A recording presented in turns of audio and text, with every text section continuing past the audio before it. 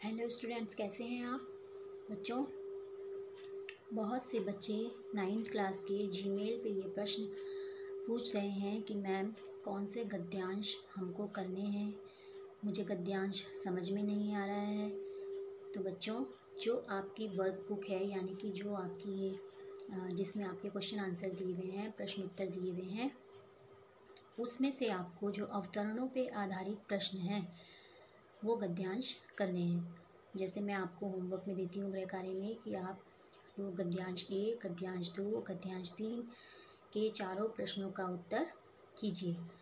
तो जो अवतरणों पर आधारित गद्यांश हैं ये वह वाले गद्यांश हैं जिन्हें आपको करना है। कई सारे बच्चे ऐसे प्रश्न जीमेल पर पूछ रहे हैं। कईयों का यह प्रश्न है कि हमें इसका उत्तर समझ में नहीं आ रहा है, हमें इसका उत्तर समझ में नहीं आ रहा है। तो उन बच्चों से मैं ये कहना चाहूँगी कि आपका चैप्टर आपके सामने है, आपकी किताब में दिया हुआ है। आप लोग वीडियो देखते हैं या नहीं देखते ये तो मैं नहीं कह सकती। यदि वीडियो को देखते हैं तो आपको सारे प्रश्नों के उत्तर स्वयं ही मिल जाएंगे। उसके बाद एक बार स्वयं से कहानी को पढ़िए। छोटी छोटी सी कहानियाँ आपकी किताब में दी हुई हैं, ऐसा कोई मुश्किल चैप्टर नहीं है इस बुक में। साहित्य सागर तो मैं समझती हूँ बहुत ही आसान सी किताब है जिसमें छोटे छोटे से आपके लेसन दिए हुए हैं। एकांकी संचय में तो फिर भी एकांकी थोड़ा बड़ी है, ड्रामा थोड़ा बड़े हैं, तो अभी मैंने वो शुरू नहीं करवाया, इसीलिए मैंने शुरुआत ही साहित्य सागर से की है जिसमें बिल्कुल ही आसान सी कहानियाँ दी हुई हैं जो आपको समझने में भी आसानी होगी और ज़्यादा लंबी भी नहीं है। यदि आप उसको 5-10 मिनट निकाल के स्वयं पढ़ लेते हैं तो प्रश्नों का उत्तर देने में कोई मुश्किल नहीं होगी। यदि फिर भी कोई दिक्कत आ रही है तो मैं हाजिर हूँ। आप लोग जीमेल पे पर्टिकुलर कोई प्रश्न है ऐसा जो आपकी समझ में नहीं आ रहा है तो मुझसे पूछ सकते हैं। तो 2 पार्ट मैं आपको इस बुक के पढ़ा चुकी हूँ। पहला पार्ट बाताठन्नी की, दूसरा पार्ट काकी।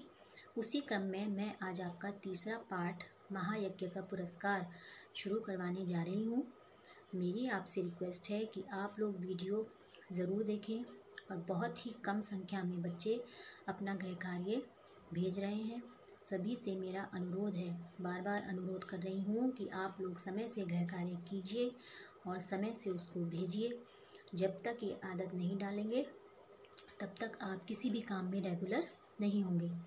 तो चलिए आपका पार्ट 3 महायज्ञ का पुरस्कार शुरू करते हैं। थोड़ा सा आपको इससे परिचित करवा देती हूँ। इस पार्ट में जो इस कहानी के लेखक हैं यशपाल, उन्होंने क्या बताया है? उन्होंने बताया है कि नर सेवा ही नारायण सेवा है, मतलब मनुष्य की सेवा करना ही भगवान की सेवा करने के समान है। यदि आप भगवान को रोज़ याद नहीं करते, भगवान की पूजा नहीं करते, मंदिर में नहीं जाते तो कोई बात नहीं, लेकिन आपका हृदय इतना अच्छा है कि आप मतलब दिन में 1-2 बार तो किसी प्राणी मात्र की मदद कर ही देते हैं, तो वो ही आपकी सच्ची सेवा है। मतलब प्राणी मात्र की सेवा करना ही भगवान की सेवा करना है। जीवों के कष्टों के निवारण से ही प्रभु प्रसन्न होते हैं। यदि आप जीवों पर दया करते हैं, मनुष्यों की सेवा करते हैं, सभी पर उपकार करते हैं, तो ऐसी सेवा से ही भगवान प्रसन्न होते हैं। चलिए अब हम अपना पाठ शुरू करते हैं। महायज्ञ का पुरस्कार अपनी अपनी साहित्य सागर की पुस्तक का पेज नंबर 14 निकाल लीजिए। मैं पढ़ना आरंभ करती हूँ, ध्यान से सुनिएगा। एक धनी सेठ थे, ठीक है। इसमें 2-3 कैरेक्टर आए हैं, जैसा कि मैंने आपको बताया ही है कि आपको सबसे पहले पात्र पता होने चाहिए। एक धनी सेठ है, इसमें उनकी पत्नी है, और एक धन्ना सेठ है, उनकी पत्नी है, ठीक है। ये 4 ही कैरेक्टर्स में दिखाए गए हैं। उसके अलावा एक कुत्ते का जिक्र इस पार्ट में हुआ है। तो चलिए शुरू करते हैं। एक धनी सेठ थे, अत्यंत विनम्र और उदार। कैसा नेचर था उनका, उनका व्यवहार कैसा था? वे धनी थे लेकिन अत्यंत विनम्र थे। बहुत ही आवाज़ में बहुत पोलाइटनेस थी उनकी, कोमलता थी उनके व्यवहार में। और उदार, उदार मतलब हमेशा दूसरों पर मतलब कोई ना कोई जो प्राणी मात्र जो ये दुख में पड़े होते हैं उनकी सेवा करते थे, उन पर उपकार किया करते थे। धर्मपरायण इतने कि कोई साधु संत उनके द्वार से निराश नहीं लौटता। इतने धर्मपरायण थे, इतने धार्मिक थे कि कोई भी साधु संत जो हमारे दरवाजे पर जैसे भिक्षा मांगने आते हैं ना, वो निराश होकर नहीं जाता था। भरपेट भोजन पाता, जो भी उनके दरवाजे पर आता वो भरपेट भोजन पाता। भंडार का द्वार सबके लिए खुला था। भंडार मतलब जहाँ हम खाने पीने की चीज़ों को रखते हैं संभाल के एकत्र करके, जैसे रसोई घर का भंडार होता है, मतलब सारा राशन वहाँ रखा जाता है। तो उस भंडार का द्वार सबके लिए खुला था। हर दीन आदमी के लिए वो भंडार का द्वार खुला था। जो हाथ पसारे वही पाए, जो अपना हाथ फैलाकर उनके दरवाजे पर आए वो वही पाकर जाए जो मांगता था। सेठ ने बहुत से यज्ञ किए थे और दान में ना जाने कितना धन दीन दुखियों में बांट दिया था। उन्होंने अपने जीवन में बहुत ही धार्मिक काम किए थे, बहुत सारे यज्ञ किए थे और उनसे जितना धन उन पर एकत्र हुआ था उन्हें दान में उन्होंने दीन दुखियों में बांट दिया था, गरीबों में बांट दिया था। पर सब दिन होत ना एक समान, पर जैसा कि कहा जाता है कि हमेशा सुख के दिन नहीं रहते और सारे दिन एक समान भी नहीं होते। अकस्मात दिन फिरे, मतलब एक समय ऐसे आया कि उनकी परिस्थितियां बदल गई, उनके दिन फिर गए और सेठ को गरीबी का मुख देखना पड़ा। मतलब जो सेठ इतने अमीर थे उन्हें गरीबी का सामना करना पड़ा। संगी साथियों ने भी मुंह फेर लिया और नौबत यहाँ तक आ गई कि सेठ व सेठानी भूखों मरने लगे। क्या कहते हैं कि जब तक उनके पास धन था तो बहुत सारे मित्र थे उनके, सभी उनके आसपास घूमते रहते थे, लेकिन जैसे ही वह गरीब हो गए तो उनके संगी साथियों ने भी, उनके दोस्तों ने भी उनसे मुंह घुमा लिया, उनकी खबर नहीं ली और नौबत स्थिति यहाँ तक खराब हो गई कि सेठ व सेठानी भूखों मरने लगे। जो सेठ इतने अमीर थे, जिनके पास कोई कमी नहीं थी, उनके पास खाने के लिए भी कुछ नहीं था। दोनों पति पत्नी भूखों मरने लगे। उन दिनों एक प्रथा प्रचलित थी, जिस समय की ये बात है, उन दिनों एक प्रथा प्रचलित थी। यज्ञों के फलों का क्रय विक्रय हुआ करता था। क्रय विक्रय मतलब खरीदना बेचना। जैसे कोई धनी आदमी कोई यज्ञ करता था तो उसको खरीदने बेचने की प्रथा थी। मतलब उसने अपने जीवन में कितने यज्ञ किए हैं तो उस समय आने पर वो उसको बेच सकता था। तो छोटा बड़ा जैसा यज्ञ होता उनके अनुसार मूल्य मिल जाता, चाहे छोटा या बड़ा, जिस प्रकार का यज्ञ उसने किया होता अपने पास्ट में, उसके अनुसार उसका मूल्य उसको मिल जाता था, उसकी कीमत उसको मिल जाती थी। जब बहुत तंगी हुई तो एक दिन सेठानी ने कहा, जब बहुत स्थिति खराब हो गई तो सेठ की पत्नी उनसे बोली कि ना हो तो एक यज्ञ ही बेच डालो। क्या कहा उनकी पत्नी ने कि अब कुछ तो है नहीं, हमारे पास धन नहीं है, खाने पीने के भी लाले पड़ गए हैं, तो अगर कुछ नहीं बनता तो एक यज्ञ ही बेच डालो।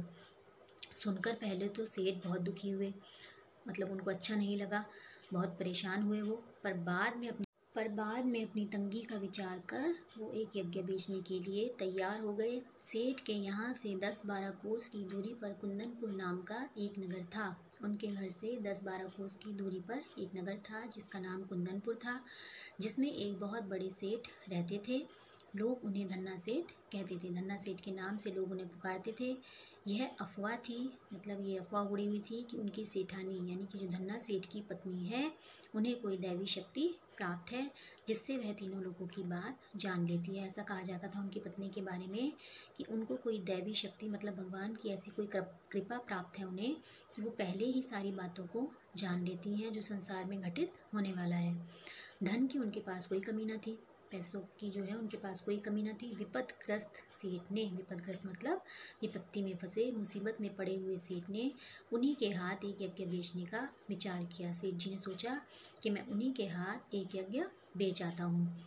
दूर की मंजिल थी, सो सेठानी जैसे तैसे पड़ोसी से थोड़ा आटा मांग लाई। उनकी पत्नी जो थी उनके घर में तो राशन बिल्कुल भी नहीं था, तो वो पड़ोस में गई और थोड़ा सा आटा मांग के ले आई और रास्ते के लिए 4 मोटी मोटी रोटियां बना पोटली में बांधकर सेठ को दे दी। उन्होंने कहा कि अब रास्ते में भूख लग सकती है, पैदल चल के जाएंगे, तो सेठ जी को 4 मोटी मोटी रोटी पोटली बनाकर उन्होंने दे दी। सेठ बड़े तड़के उठे, सुबह जल्दी जल्दी उठ गए और कुंदनपुर की ओर चल दिए। गर्मी के दिन थे। सेठ ने सोचा कि सूरज निकले तब तक जितना रास्ता पार कर लूँ उतना ही अच्छा है। क्या सोचा सेठ जी ने कि गर्मी हो जाएगी तो पैदल चल नहीं पाऊँगा, परेशानी होगी पैदल चलने में, इसलिए ठंडे ठंडे में जितना रास्ता पार कर लूँ उतना ही अच्छा रहेगा। यह सोचकर वे खूब तेज़ तेज़ चले, जितनी जल्दी हो सकता था वो चले। लेकिन आधा रास्ता पार करते करते धूप में इतनी तेज़ी आ गई, आधा ही रास्ता उन्होंने पार किया था और धूप इतनी तेज़ हो गई कि उन्हें चलने में कष्ट होने लगा, थकने लगे वो, पसीना आने लगा उन्हें, गर्मी लगने लगी। पसीने से उनकी सारी देह लथपथ हो गई, उनका सारा शरीर जो था पसीने से भीग गया और उनको भूख भी सताने लगी। अब चलते चलते भूख प्यास भी लगने लगी उन्हें।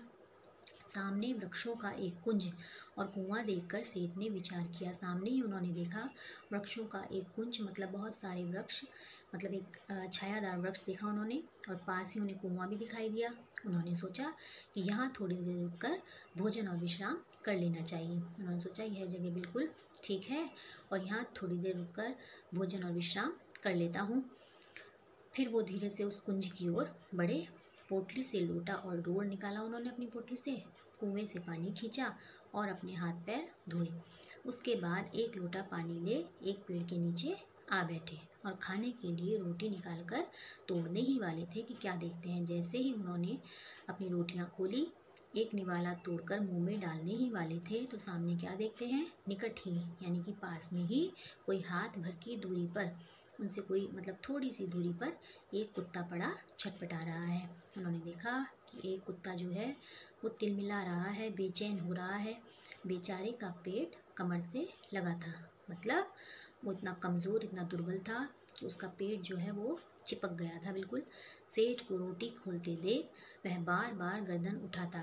जैसे ही उसने सेठ जी को रोटी खोलते हुए देखा तो बार बार अपनी गर्दन ऊपर करता, पर दुर्बलता के कारण उसकी गर्दन गिर जाती थी, मतलब उसके शरीर में इतनी जान नहीं थी, वह कमज़ोर था बहुत, तो बार बार उसकी गर्दन जो है नीचे गिर जाती थी। यह देख सेठ का हृदय दया से भर आया। सेठ जी ने जब यह देखा तो उनके हृदय में बहुत दया आई उस कुत्ते को देखकर, क्योंकि वो नेचर से ही उदार और विनम्र थे।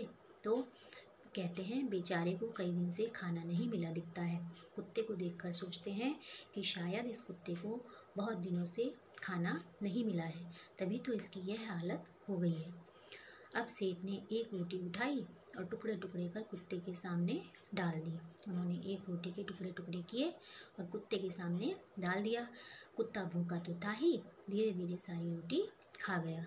भूख में जब आदमी होता है तो वो फटाफट से खाना ख़त्म कर देता है, तो वह सारी रोटी खा गया।